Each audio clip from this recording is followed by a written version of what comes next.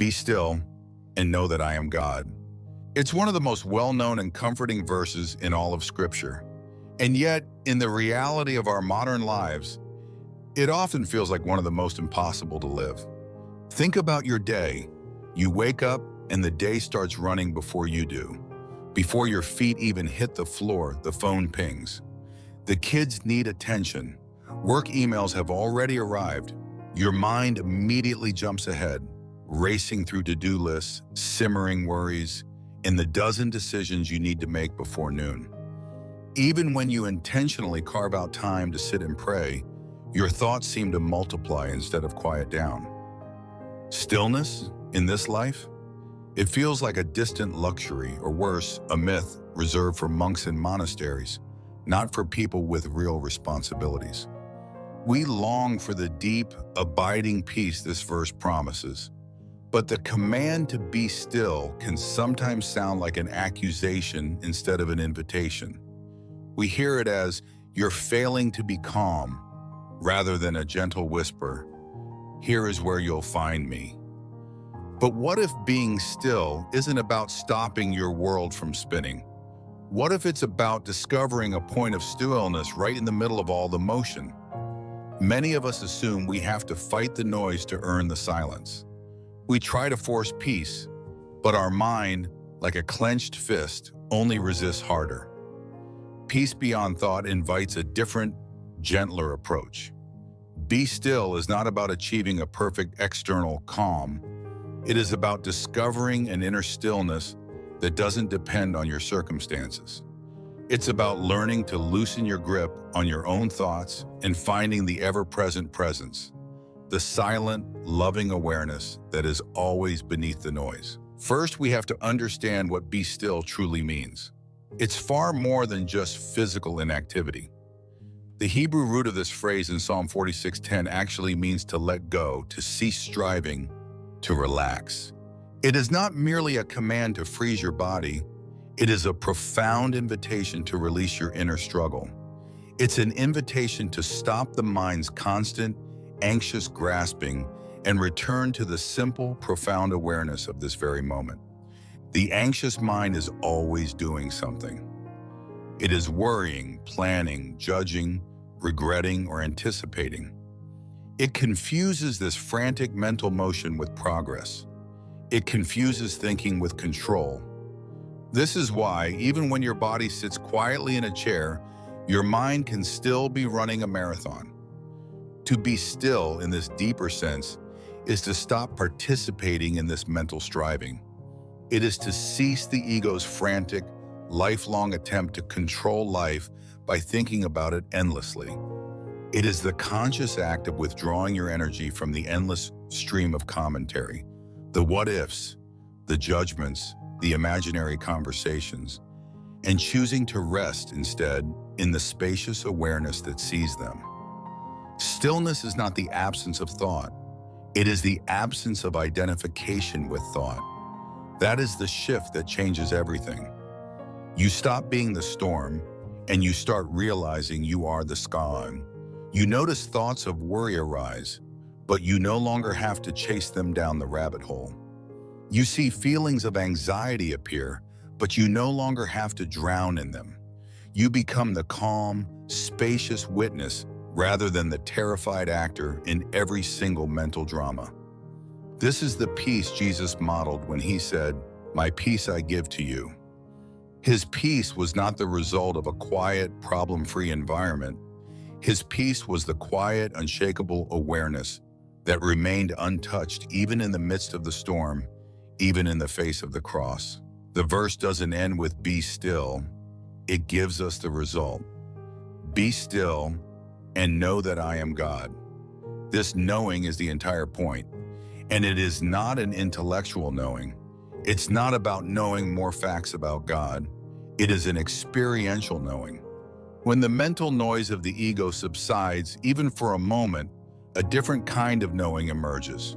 It doesn't come through reasoning, it comes through recognition. You stop just thinking about God and you begin to sense God, not as a distant idea, but as an immediate, intimate presence. This knowing doesn't come from your head. It is felt in your heart, in your bones. In that stillness, the awareness within you recognizes the awareness that holds all things.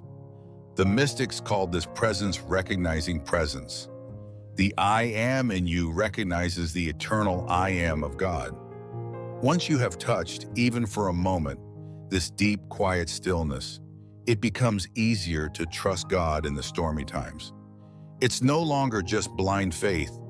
It is a remembered peace. You've been there. You've felt it. You know. Be still, therefore, is not a demand for perfection. It is a gentle, moment-by-moment turning of your attention away from the noise and toward the truth that is already within you. So how do we do this? How do we practice this in a life filled with chaos? You begin with small, practical steps. Step 1, the sacred pause, interrupting autopilot. The first step is simple but profoundly powerful. You must introduce small, deliberate pauses into your day. You don't need an hour-long meditation retreat. You just need 30 seconds of conscious awareness sprinkled throughout your day. These are moments where you stop running and remember being. Here is how to practice. Pause between tasks. Before you move from one activity to the next, before you close your laptop and stand up, before you get out of the car, before you switch from answering emails to making a phone call, just pause. Take one single deep conscious breath. Feel your body. Notice this moment of transition before you dive into the next thing. Pause during waiting, at a traffic light, in a line at the grocery store while the kettle boils. Instead of instinctively reaching for your phone to fill the space, just don't. Take one slow breath. Feel your feet on the ground. Listen to the sounds around you. And most importantly, pause before reacting. When you feel that familiar knot of anxiety or that flash of anger, pause. Just one beat, one breath.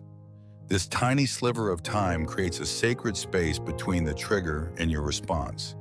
Each sacred pause breaks the autopilot pattern of constant, unconscious mental activity. It interrupts the cycle of doing and pulls your awareness back to the now, the only place peace actually lives. Step 2, observing thoughts without belief. The art of mindful detachment. The absolute core of being still lies in this one mental shift, realizing that you are not your thoughts. Here is how to practice. When a thought arises, especially an anxious one, simply notice it. You can even name it gently. There's worry again. There's the I'm not good enough story. Naming it like this immediately creates distance. It makes it an object you are observing, not a truth you are living. Remind yourself, this is just a thought, not reality. See it as mental weather. Thoughts are just clouds passing through the vast, open sky of your awareness. You are the sky, not the cloud. Then simply withdraw your energy. You don't have to engage. You don't have to argue with the thought. You don't have to fix it. Just allow it to come and allow it to go. Gently bring your attention back to something stable. Your breath, your body, the awareness itself. Thoughts gain all their power from your belief in your attention. By learning to watch them without feeding them, you dissolve their authority. You begin to live from the spacious peace beneath them. This is the essence of doubting your thoughts. It's not cynicism. It is profound wisdom. Step 3, anchoring in simple truth. Embodied faith.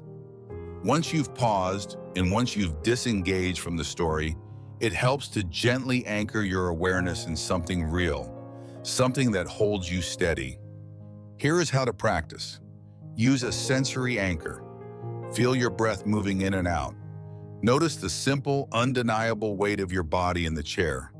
Sense the coolness of the air, the warmth of your hands, the hum of life around you. Your anxious thoughts live in an imaginary future. Your senses are only ever in the present. Reality lives here. Use a scriptural anchor. Carry a short, simple truth in your heart. Repeat it slowly, not to force a change, but as a gentle reminder. Peace, be still. God is here. The Lord is my shepherd. Abba, I trust you. Let these words be the gentle hand that leads your mind back to rest.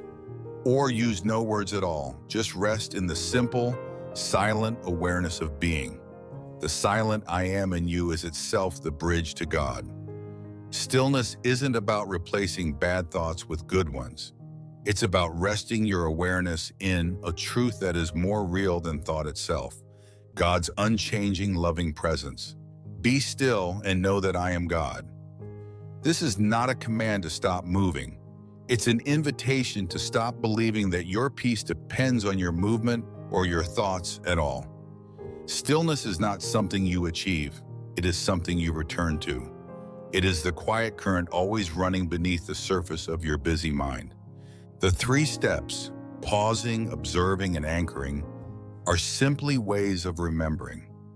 Each time you pause, each time you observe a thought without believing it, each time you anchor in a simple truth, you peel back one more layer of noise and rediscover what has been constant all along.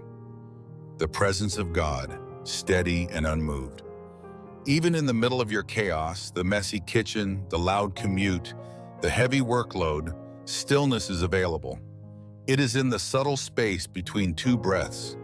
It is the gentle awareness right behind all the noise. You don't need to force peace. You only need to stop running from it. When you choose to rest in stillness, even for a moment, you are obeying Psalm 46:10 not as a burden, but as a liberation. You are remembering who you are, a child held in divine awareness, living and moving and having your being in God. If this reflection helped you find even a moment of stillness, subscribe for more weekly guidance from Peace Beyond Thought. And if you feel called to go deeper, you can explore our resources at PeaceBeyondThought.com. Remember, doubt your thoughts. Trust the stillness. Peace is already yours.